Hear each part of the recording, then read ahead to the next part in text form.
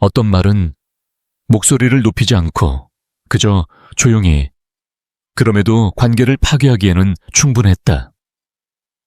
김준평 씨 79세. 노우는 손주들의 웃음소리에 둘러싸여 자신의 손으로 지은 집에서 조용히 보내는 그런 미래를 상상하고 있었다. 그러나 때로는 우리 집이라고 불렀던 장소가 인생에서 가장 차가운 방으로 변하기도 한다.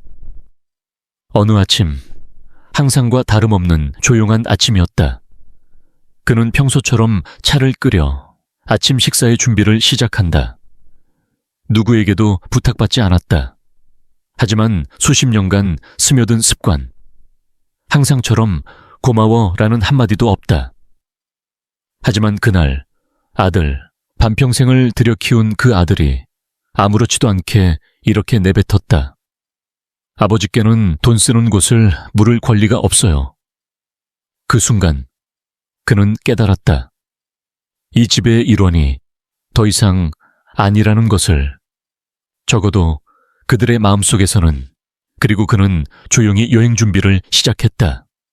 눈물도 분노도 없이 그저 한 명의 아버지가 마지막 존엄만을 가슴에 품고 떠날 결의를 한다. 이번에는 한 아버지의 조용한 이별 이야기를 전해드립니다. 김준평 씨. 전 건설기술자. 정년 퇴직한 지 10년 가까이 된다.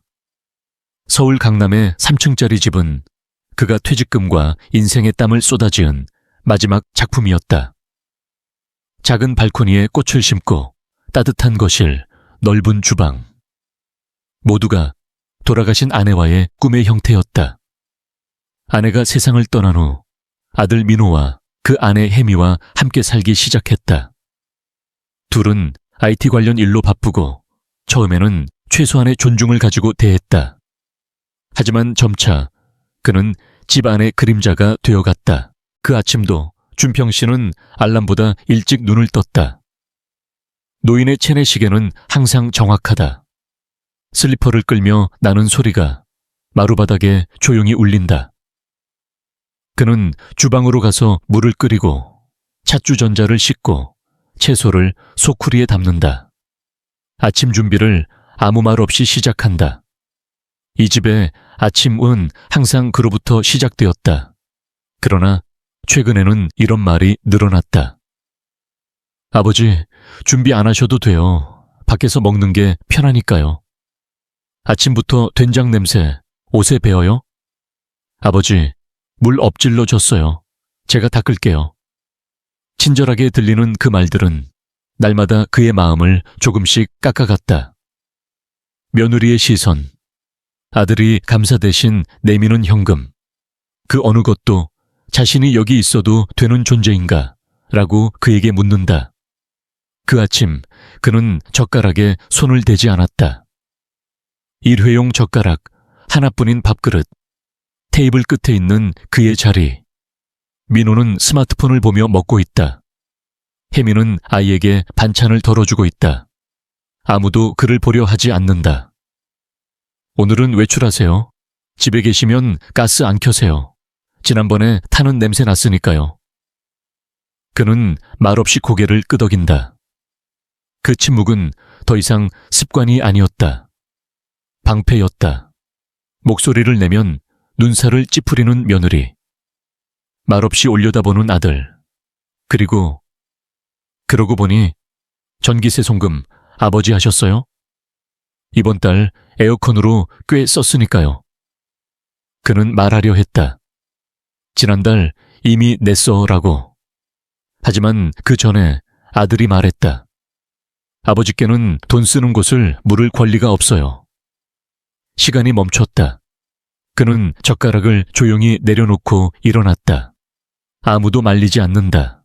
아무도 알아차리지 않는다. 그는 조용히 발코니로 나갔다. 돌아가신 아내가 좋아했던 아침 햇살이 비치는 그 의자로. 주름진 손에 부드러운 햇살이 스며든다. 권리 따위 없어. 그 말을 마음속으로 반복했다. 그는 떠올린다. 민호가 초봉을 받았던 날 작은 봉투를 내밀며 이렇게 말했다. 아버지, 처음 월급 가져요. 그날 그는 울었다. 기뻐서. 그리고 지금 그 같은 아들이 그에게 권리가 없다고 말했다. 그날 오후 그는 우체국으로 향했다. 항상처럼 보이지만 이번은 달랐다. 손주에게 엽서도 보내지 않고 우표도 사지 않는다. 대신 오랜 세월 비밀에 붙여둔 자신 명의의 계좌 명세를 받으러 갔다. 거기에는 8천만 원을 넘는 예금. 자신을 위해 쓴 적은 거의 없었다. 여행도 외식도 사치도 없이 모두 언젠가 아이들을 위해라고 생각했다. 그날 밤 그는 지난 차를 끄려 부동산 권리증, 보험 계약서를 하나하나 확인했다. 모두 아직 그의 명예 그대로. 그리고 작은 노트를 펼쳐 이렇게 적었다. 7월 5일 아버지께는 돈 쓰는 곳을 물을 권리가 없어. 하지만 아버지께는 떠날 권리가 있어. 그날 밤 김준평은 일찍 잠자리에 들었다. 거실에서는 민호와 혜미가 회사 일로 다투고 있었다.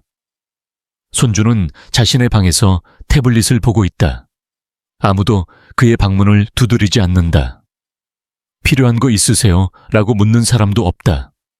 이 집 안에서 그의 존재는 너무나 조용해서 이미 보이지 않았다. 그래서 그는 결심한 것이다.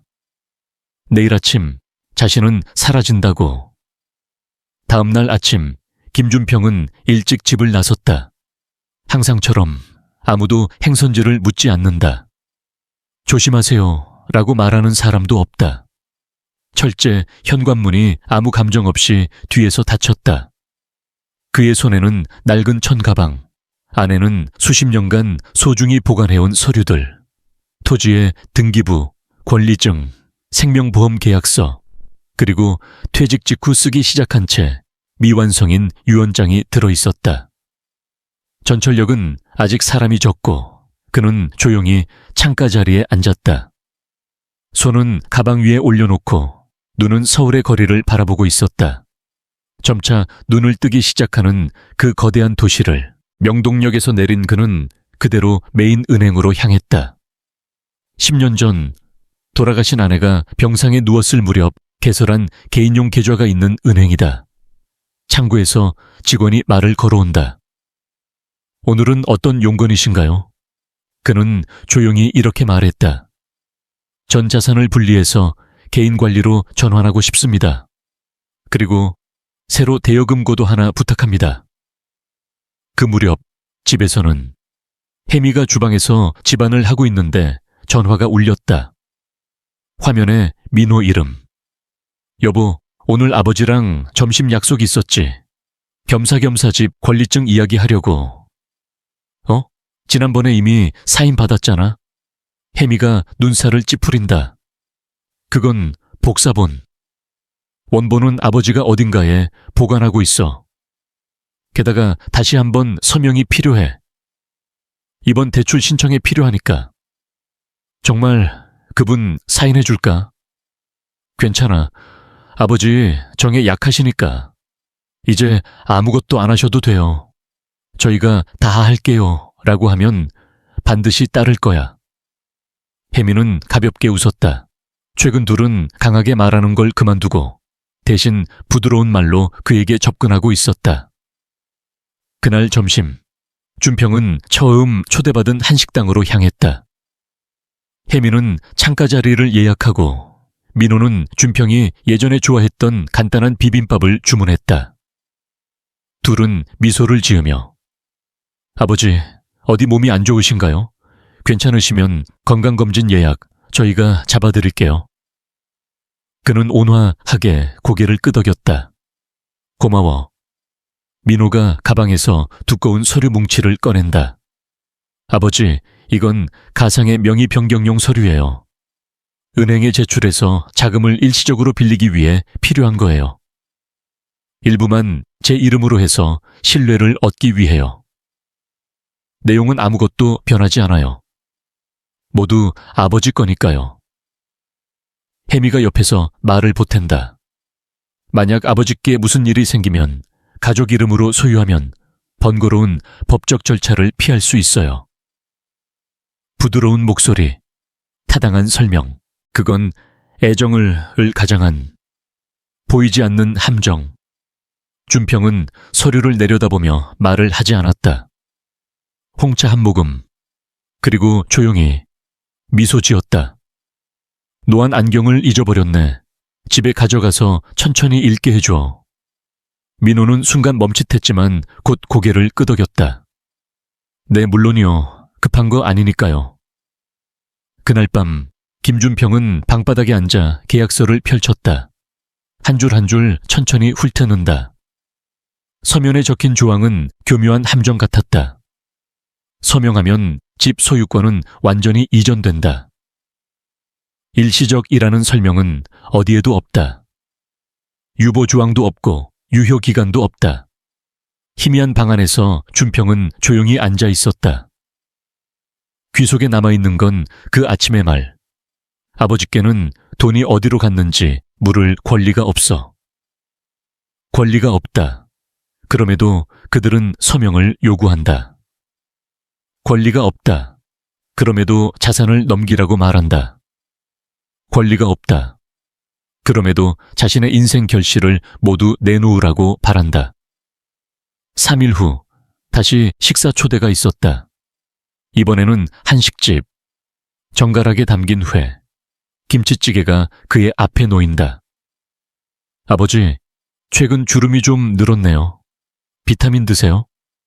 지난번 건 곧 고려해 주실 수 있나요? 민호가 부드럽게 묻는다. 준평은 조용히 아들을 바라보았다. 옛날에 어깨동무를 해주던 그 아이는 지금 어른 얼굴로 아무 일 없었던 듯 부드럽게 웃고 있다. 너는 일에 집중해. 아버지는 아버지 몫을 생각할게. 그저 그 말만 했다. 그날 밤 준평은 서류 정리를 시작했다. 넘기기 위해서가 아니라 지키기 위해 토지 권리증, 주택계약서, 보험 서류를 모두 복사해 세 부분으로 나눈다.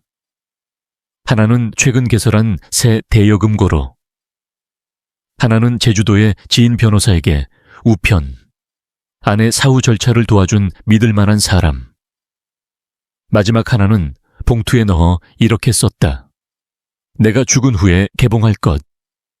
그의 모든 준비는 누구에게도 알려지지 않고 진행되었다. 그날부터 준평은 태도를 부드럽게 했다. 온화하게, 순종적으로. 질문하지 않고, 참견하지 않고. 말하면 그저 응이라고 고개 끄덕였다. 민호는 안심한 듯 했다. 혜미도 친정 어머니에게 이렇게 말했다고 한다. 지금은 다루기 쉽네요, 시아버지. 조금 부드럽게 말하면 뭐든 들어주세요. 어느 날 민호가 다시 서류를 내민다. 아버지, 이거에 사인 부탁드려요. 이번엔 그냥 주민등록 확인이에요. 준평은 받아들고 조용히 바라보았다. 그리고 펜을 들며 문득 묻는다. 만일 치매가 되면 이 집 어떻게 할 거냐? 뜻밖의 질문에 민호는 순간 굳었다. 물론 가족을 위해 남겨둘게요. 준평은 그 눈을 똑바로 보며 미소 지으며 말했다. 그냥 물어봤을 뿐이야. 그 영인은 또 일주일 계속되었다. 일부러 일부 서류를 책상 위에 놓아두기. 신뢰하는 척 보이게 하기.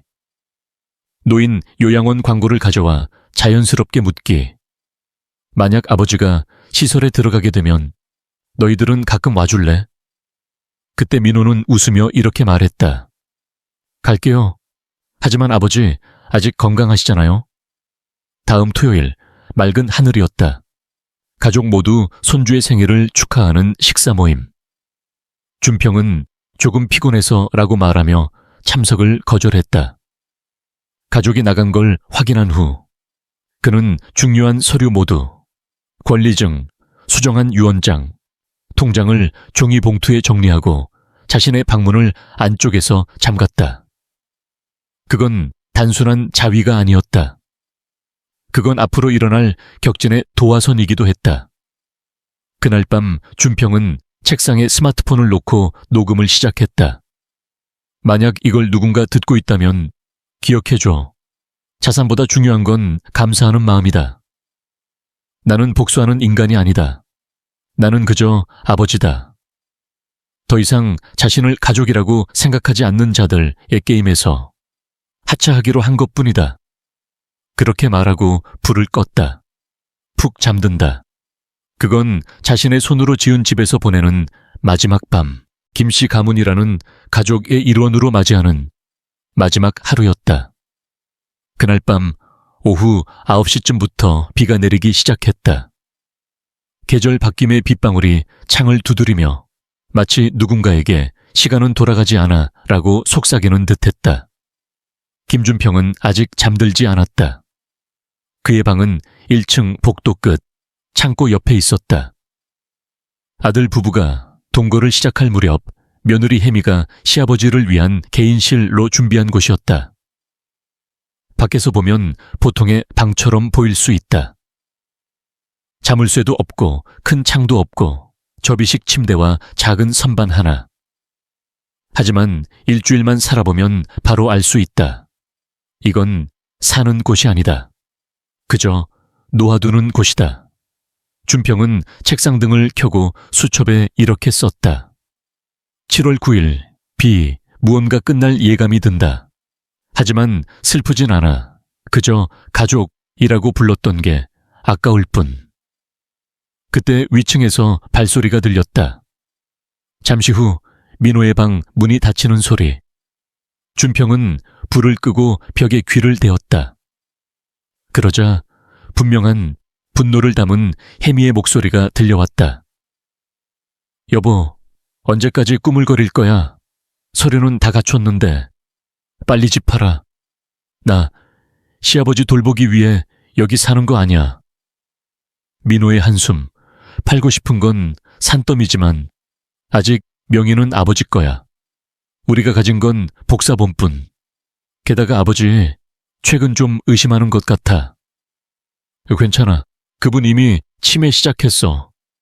지난번 일부러 장복이 거스름돈 틀려도 못 알아챘잖아. 서류 줘도 읽지 않고 사인했지. 한 번만 더야. 계좌 이전 절차예요 라고 말하고 은행 데려가면 끝. 준평은 말을 잃었다. 분노도 슬픔도 없었다. 그저 아무 말도 할 수 없었다. 그리고 혜미의 목소리가 이어졌다. 집 팔면 그 돈은 우리 거야. 갚을 생각 없어. 먼저 우리가 행복해야지, 안 그래? 민호. 하지만 아버지께 들키면 혜미는 코웃음 치듯 말했다. 들켜도 어차피 권리 따위 없잖아. 너가 말했잖아. 아버지께는 돈이 어디로 갔는지 물을 권리가 없어라고. 그 말이 준평의 가슴에 마지막 자물쇠를 채웠다. 그는 천천히 침대에 걸터앉아 천장을 올려다보았다. 이 천장도 옛날에 스스로 페인트를 칠한 곳. 집을 지을 무렵의 추억이 빗소리와 함께 되살아난다. 어린 시절 민호의 웃음소리, 아내가 주방에서 부르는 목소리, 겨울밤에 피어오른 미역국 향기. 지금 남아있는 건 빗소리와 권리가 없어 라고 내뱉은 아들의 목소리뿐. 다음 날 아침 준평은 항상처럼 일찍 일어났다. 차를 끓이고 과자를 조금 접시에 담는다. 이미 누구에게도 알아차려지지 않는 일과였다. 주방에 민호가 들어와 일부러 밝게 인사한다. 좋은 아침 아버지, 오늘 시간 있으세요? 은행 가서 간단한 계약서에 사인 받으려고요. 겸사겸사 연금 절차도 정리해요. 준평은 그를 보며 조용히 고개를 끄덕였다. 좋아. 다만 몇 가지 서류를 준비하게 해줘. 민호가 잠시 밖으로 전화하러 나간 틈에 준평은 주머니에서 미리 준비한 가짜 계약서를 꺼냈다. 자산 일시 관리에 관한 위임장.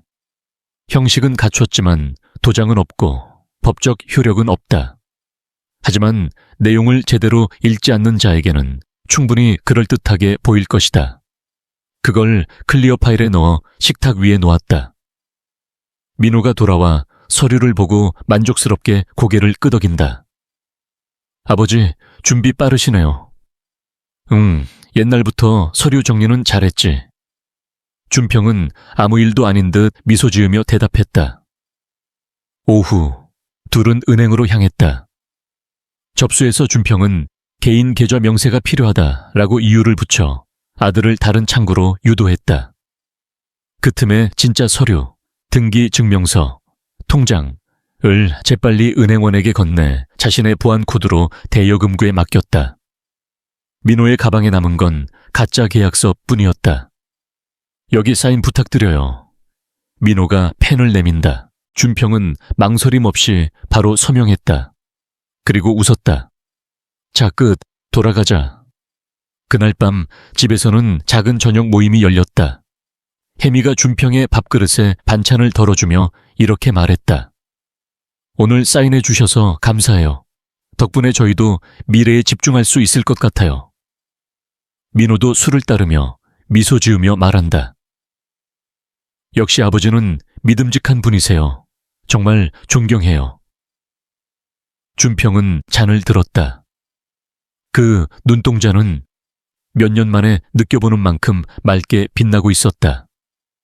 모두 약한 사람이라고 생각했을 텐데, 하지만 때로는 그 약함이야말로 누가 진짜 주도권을 쥐고 있는지 보이지 않게 해주지. 그날 밤 그는 다시 작은 책상에 앉아 수첩을 펼쳤다. 7월 10일, 그들은 내가 모른다고 생각한다. 하지만 나는 모든 걸 알고 있었다. 화내지 않아. 화내도 아무것도 변하지 않으니까. 나는 그저 교훈을 남기기로 했다. 말로 하지 않아도 전해지는 교훈을. 월요일 아침 오전 6시 12분. 가장 먼저 눈을 뜬 건 혜미였다. 항상처럼 커피를 끓이고 남편과 아이 아침을 준비하려 주방으로 향한다. 그러나 발을 들여놓은 순간 그녀는 멈췄다. 식탁 위는 텅 비어 있었다. 차도, 과자도, 그리고 매일 아침 들리던 준평의 슬리퍼 소리도 없었다. 눈살을 찌푸리며 중얼거린다. 오늘은 늦잠이라도 잔 건가? 그녀가 2층으로 돌아가려 할 때 민호가 눈을 비비며 내려왔다. 여보, 아버지 못 봤어. 아침부터 안 계신데. 오늘 아침 일어났을 때 이미 안 계셨어.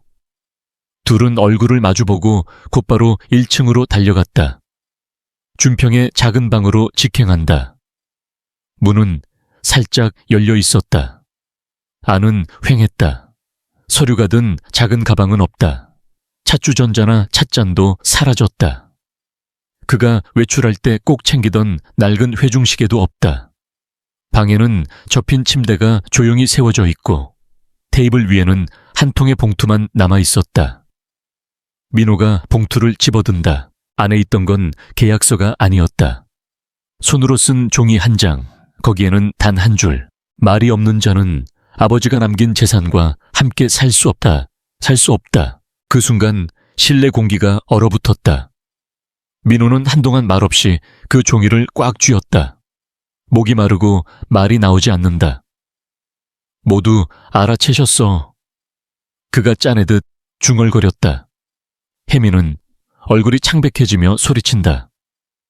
왜, 그럴 리 없어. 그 서류, 어디 뒀어? 보여줘. 혜미가 목소리를 높인다. 민호는 며칠 전 아버지가 서명한 양도 계약서를 넣어둔 가방을 황급히 찾는다. 하지만 나온 건 가짜였다.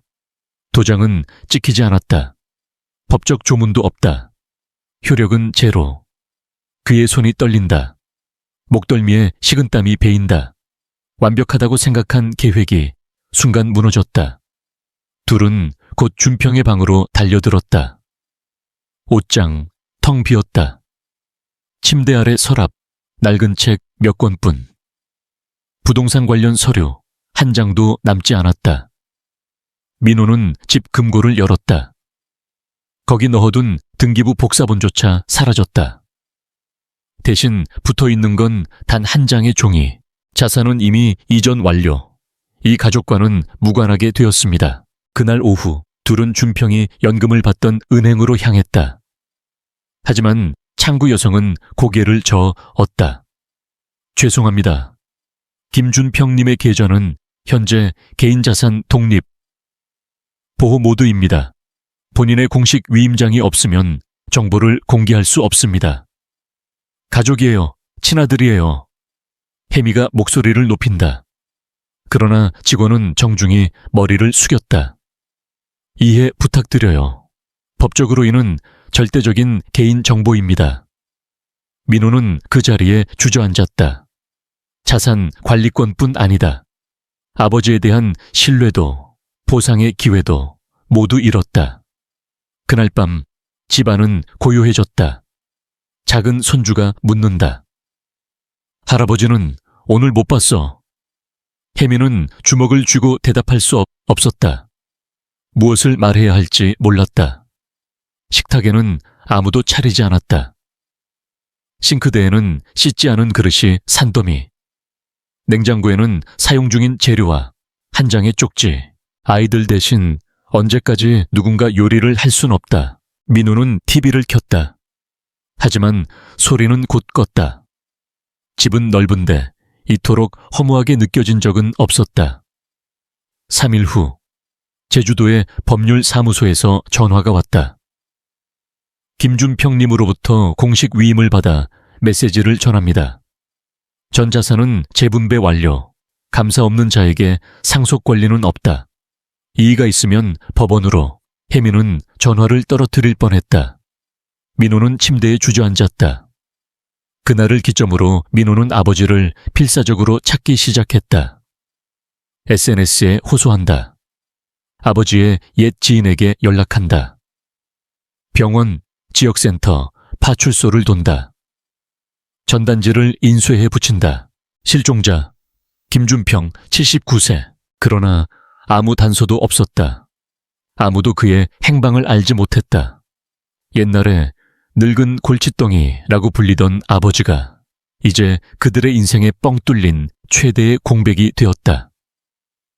일주일 후 저녁 식사 자리에서 혜미가 말했다. 어제 꿈을 꿨어. 시아버지가 아무 말 없이 그냥 이쪽을 봤어. 하지만 그 눈이 잊을 수 없어. 민호는 말없이. 그는 지금 나무 프레임에 넣은 한 장의 종이를 뚫어지게 보고 있었다. 거기에는 그 말이 없는 자는 아버지가 남긴 재산과 함께 살 수 없다. 그 아래 놓인 낡은 사진. 집이 완성된 날 기념으로 찍은 한 장. 세 사람의 미소, 아버지, 어머니, 그리고 어린 자신. 그날 자신은 맹세했을 터였다. 이 집은 영원히 아버지와 어머니 거야. 그러나 시간과 욕심과 감사를 잊어버린 마음이 그 약속을 배반했다. 아버지는 모두를 기억하고 있었다. 김준평이 사라진 후로 강남의 3층 집에서는 한 번도 제대로 된 식탁이 돌아오지 않았다. 아이들은 할아버지는 이라고 물었지만 아무도 진실을 말할 용기가 없었다. 친구들의 전화에도 민호는 이렇게 대답할 뿐이었다. 아버지는 지금 몇 주 휴가 중이에요. 기분 전환으로.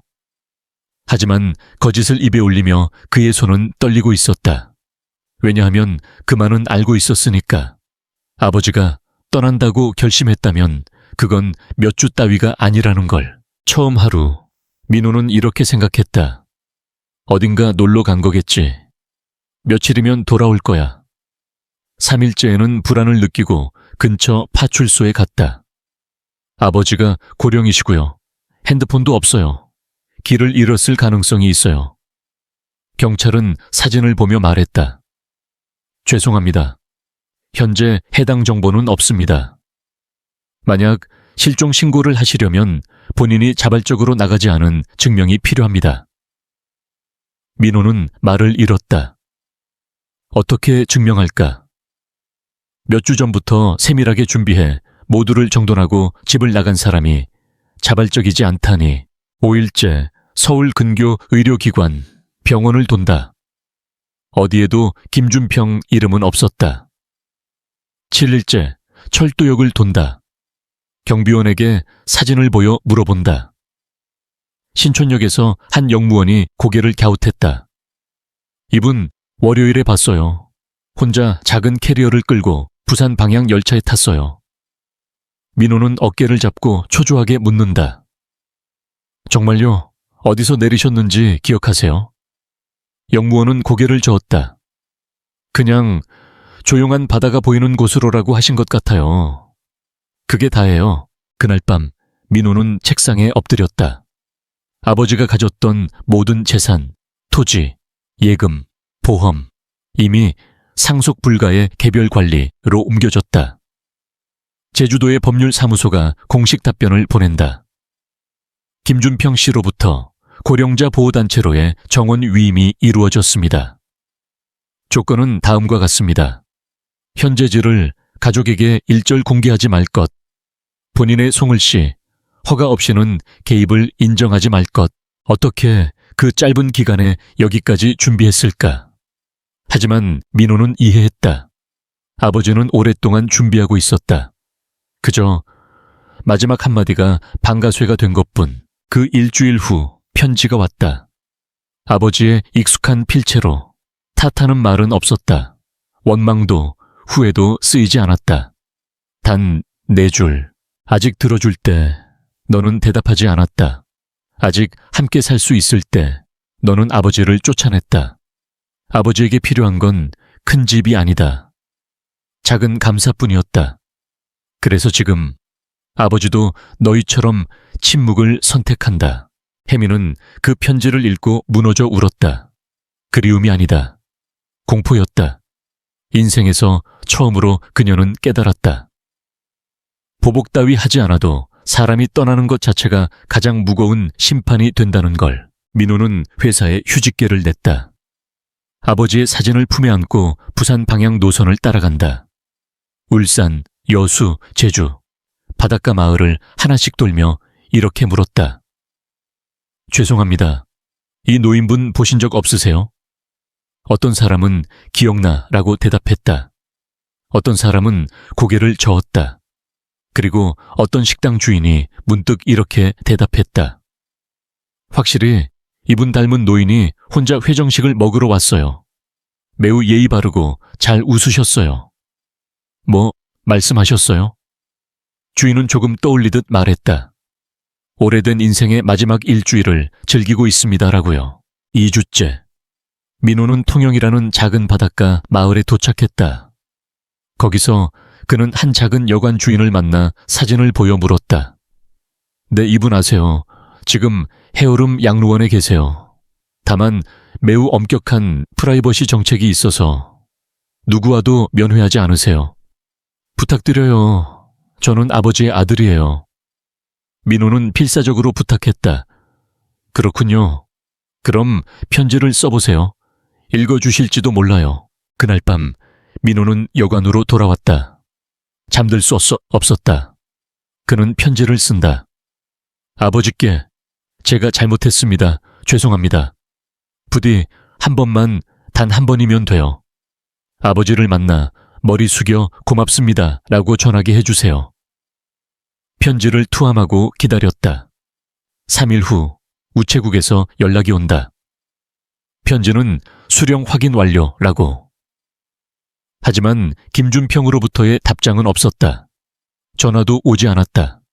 침묵 속에 시간이 흘렀다. 15일째 아침, 민호는 해오름 양로원 문 앞에 서 있었다. 한 직원이 나와 조용히 고개를 끄덕였다. 김준평님은 면회하지 않으세요. 하지만 이걸 맡기셨어요. 그건 낡은 갈색 노트였다. 민호는 떨리는 손으로 펼쳤다. 거기에는 아버지가 날마다 적은 일기가 쓰여 있었다. 6월 3일, 혜미가 전기세를 물었다. 이미 지난달에 냈다. 민호는 나를 보는 눈이 타인 같았다. 슬프지 않아. 그저 아직 숨쉬고 있네라고 자신에게 되뇌었다. 6월 15일, 둘의 다툼이 들렸다. 집을 판다는 말이 있었다. 나는 침묵했다. 하지만 손이 떨렸다. 7월 5일, 민호는 아버지께 돈 쓰는 곳을 물을 권리가 없다라고 말했다. 나는 웃었다. 그 한마디가 내가 이 집을 떠날 결의서에 대한 마지막 서명이었다. 민호는 노트를 덮고 책상에 엎드렸다. 눈물이 조용히 손 위에 떨어졌다. 소리 없이 목소리도 내지 않고. 그날 밤 그는 또 한 통의 편지를 쓴다. 이번에는 만나고 싶다고 쓰지 않았다. 단 한 줄뿐. 아버지께 용서할 의무는 없습니다. 하지만 저는 잊지 않고 사는 의무가 있습니다. 그리고 그는 한 장의 사진을 동봉했다. 옛 사진, 건설 현장에서 아버지 어깨에 올라탄 작은 자신. 웃고 있었다. 둘 다. 2주에 걸친 수색. 끊어지는 잠, 목으로 넘기지 못하는 식사 속에서. 드디어 해오름 양로원에서 연락이 왔다. 머무는 여관에 한 장의 종이가 배달되었다. 거기에는 단 한마디. 내일 오후 3시 정원에서 만나겠습니다. 서명은 없다. 하지만 그게 아버지의 글씨라는 걸 민호는 알았다. 그날 밤 그는 잠들 수 없었다. 뇌리에 여러 의문이 떠오른다. 아버지는 아직 화나 계실까? 분명 꾸중을 듣겠지. 혹시 용서해 주실까? 알 수 없었다. 하지만 설령 한눈이라도 만날 수 있다면 그걸로 충분했다. 다음 날 오후 2시 45분. 민호는 양로원의 뒷정원에 서 있었다. 벚꽃은 이미 지고 조용한 정원에는 작은 새 지저귀과 바위 사이를 흐르는 물소리가 울렸다. 산들바람이 풀냄새를 가져온다. 시간이 흐른다. 15분이 지났다. 그리고 조용히 바퀴 소리가 다가왔다. 김준평은 회색 스웨터에 옅은 카키색 바지를 입고 지팡이를 짚고 돌등롱이 드리운 문을 지나 나타났다. 그 걸음은 옛날처럼 힘차진 않았지만 눈은 맑고 흔들리지 않았다. 민호는 저도 모르게 일어났다. 목이 막혔다. 감정이 넘치는 게 아니라 아버지의 얼굴에서 어떤 감정도 읽을 수 없었기 때문이다. 늙은 아버지와 중년의 아들. 오랜 단절 끝에 두 세계가 조용히 마주쳤다. 민호는 깊이 머리를 숙인다. 아버지, 죄송합니다. 제가 잘못했습니다. 김준평은 그를 보았다. 아무 말도 하지 않았다. 눈썹도 움직이지 않고 고개도 끄덕이지 않고 그저 조용했다. 민호는 말을 이었다. 재산이 욕심나서 온 게 아닙니다. 그저 고맙습니다를 전하고 싶었어요. 그리고 아버지께 용서해 주세요. 단 한 번이면 돼요. 그러나 침묵은 계속된다. 이윽고 김준평은 손을 들어 연못 옆 돌 벤치를 가리켰다. 앉아라. 민호는 앉았다. 김준평도 맞은편에 앉는다. 둘 사이에는 작은 나무 둥근 테이블이 있었다. 그 위에는 직원이 준비한 찻주전자와 찻잔. 김준평은 조용히 차를 따른다. 권하는 말은 없다. 민호는 알아채고 말없이 머리를 숙였다. 잠시 침묵 후 김준평이 입을 열었다. 네가 5살 때 큰 집 지어줄게라고 했지. 18 때 먼 대학 가고 싶다고 해서 어머니는 목걸이를 팔아 학비를 댔다. 25 때 네가 결혼해서 나는 다락을 치워 신혼방으로 만들었다. 35 때 투자하고 싶다며 100만 원 빌려달라고 해서 나는 한마디도 의심 않고 줬다. 그리고 50 때 아버지께 돈 쓰는 곳을 물을 권리가 없다라고 네가 말했다. 한마디 한마디가 가슴에 말뚝을 박는 듯 했다. 민호는 얼굴을 숙였다. 얼굴을 들 용기가 없었다. 침묵 후 아버지는 조용히 말을 잇는다. 나는 너를 탓하지 않아. 그게 네가 선택한 길이니까. 하지만 너도 나를 탓하지 마라. 이게 내 선택한 퇴장이니까. 민호의 목소리가 떨린다. 그저 아버지가 평안히 지내시는지 그게 알고 싶었어요. 그걸로 돼요. 그리고 아직 아버지가 저를 아들로 생각해 주시는지. 김준평은 똑바로 민호를 바라보았다. 그리고 이렇게 말했다. 너는 말했다. 아버지께 권리가 없다라고. 그래서 지금 나는 그 말대로 하고 있다. 권리가 없는 자는 아버지인 것조차 할 수 없다. 그 말은 조용한 판결 같았다. 고함도 원망도 아니다. 그런데도 어떤 꾸중보다 무겁고 깊게 울렸다. 바람이 정원을 스치고 몇 장의 잎이 춤추며 떨어졌다. 어디선가 흰 고양이가 나타나 대숲 그늘로 사라졌다. 민호는 갈라진 목소리로 말한다. 아버지 원하시는 거라면 뭐든 할게요. 부디 돌아와 주세요. 김준평은 고개를 저었다. 돌아가서 뭐 할 거냐? 요리하고 청소하고 방해물 취급받기 위해. 아니면 연금을 한 푼 단위로 새는 나날로 돌아가기 위해. 민호는 아무 말도 할 수 없었다. 김준평은 주머니에서 작은 사진 한 장을 꺼냈다. 그건 낡은 한 장, 건설 중인 집 앞에서 아내와 작은 민호와 나란히 찍은 사진이었다.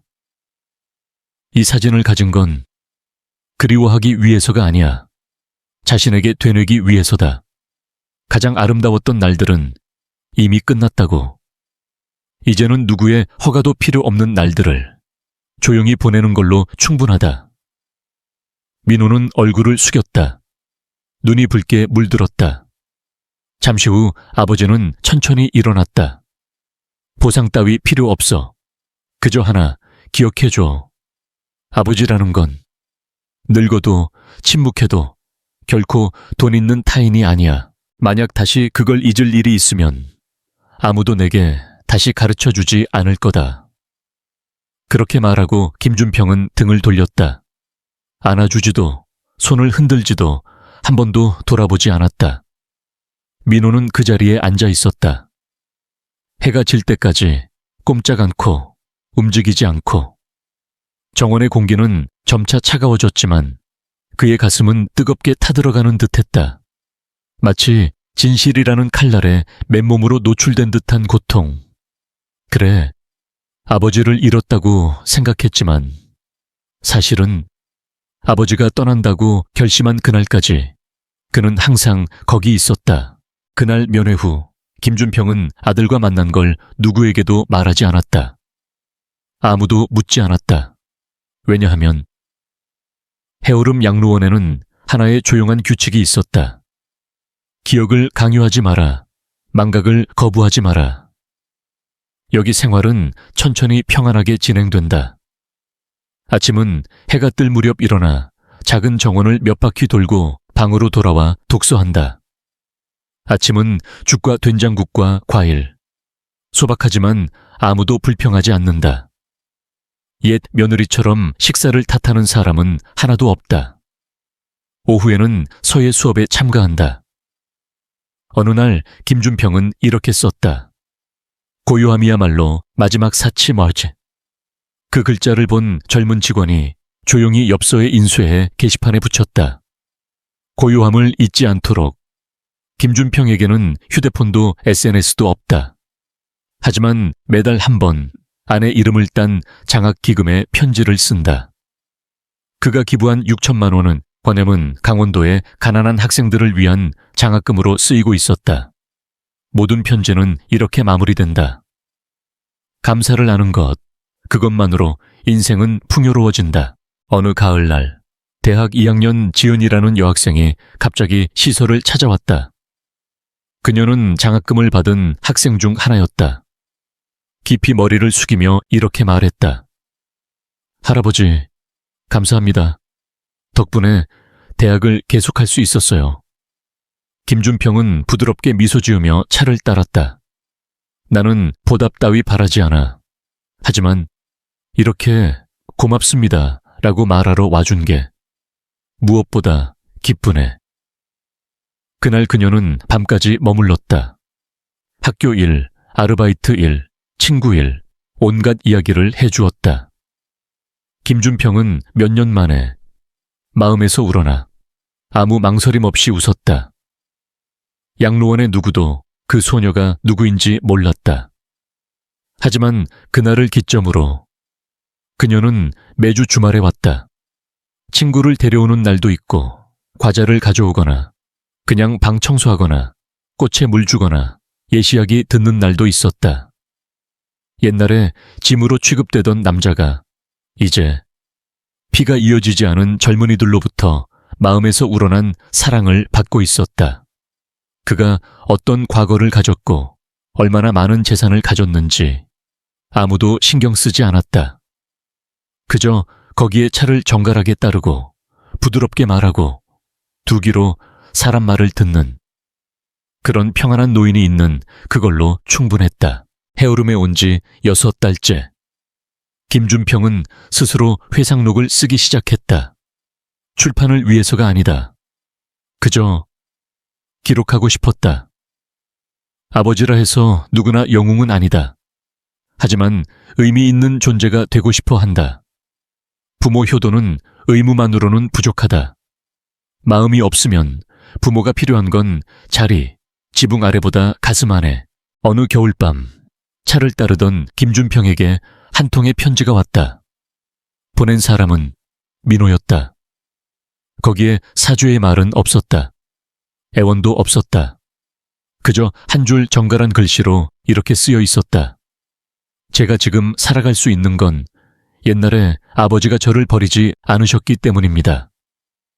그 아래에는 한 장의 그림, 7살 손녀가 그린 논앞에 서 있는 할아버지의 모습, 그리고 덧붙인 말. 할아버지, 놀러 와줄래? 김준평은 한동안 그 그림을 보며 조용히 접었다. 그리고 자신의 회상록에 마지막 한 줄을 더했다. 나는 아들을 미워하지 않는다. 그저 그를 위해 사는 걸 그만둔 것뿐이다. 나는 지금 피가 아니라 감사를 아는 사람들을 위해 살고 있다. 이게야말로 인생에서 처음 얻은 진짜 자유라는 것이다. 그해 설날, 헤어룸에서는 작은 신년회가 열렸다. 김준평은 옅은 갈색 한복의 전통 모자를 쓰고 참가했다. 옆에는 학생 지은이와 전 초등교사인 85세 노인. 셋이 약주를 주고받고 웃으며 옛 민요를 불렀다. 아무도 그의 과거를 묻지 않았다. 옛날에 뭐 하셨어요? 라고 묻는 사람은 없다. 그저 바람 속에서 조용히 주고받은 신년 인사. 새로운 한 해가 구름처럼 가볍게 있기를. 이 세상에는 사랑이 다해서가 아니라 존재의 여진을 잃어 떠나는 사람이 있다. 이 세상에는 영웅이 되지 않아도 좋으니 그저 귀 기울여 달라고 바라는 아버지가 있다. 그리고 진짜 용서란 안아주는 게 아니다. 아무것도 원망하지 않고 조용히 등을 돌리는 그 모습이야말로 가장 무겁고 깊은 용서일지도 모른다. 김준평은 더 이상 그 3층 집으로 돌아가지 않았다. 왜냐하면 그에게는 이미 다른 집이 있으니까. 아침, 따뜻한 시선으로 맞아주는 사람이 있는 곳, 말할 권리가 있는가 따위 더 이상 묻지 않아도 되는 곳. 그는 마침내 도착했다. 인생에서 처음으로 마음에서 안식할 수 있는 자리로.